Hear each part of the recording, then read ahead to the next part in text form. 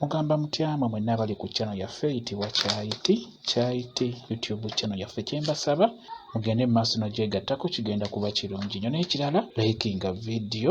Waliwo eyambuzizza eddagala lye bayita balinoonya ng'ombuuza nti lifaanana litya. Okusookera ddala kinsaba babuuliramu abali ku channel yaffe eno Kyayiti, nammwe ababuuza eddagala lino fubanga nnyo okulaba w'ofunanga omuntu oyo n'akulagirira eddagala, fubanga nnyo okulaba akubuulire eddagala eryo, akubuulire erinnya eryokubiri oba eryokusatu. Ebiseera ebisinga bababuulira eddagala erinnya naye ng'erinnya lye bakubuulidde nga bakubuulidde erinnya erigezaako okukweka eddagala eryo. Kati nga ggwe yabuuzizza nti eddagala lye bayita balinoonya ddagala ki eryo? Eddagala lye bayita balinoonya lye bayita omuwanula.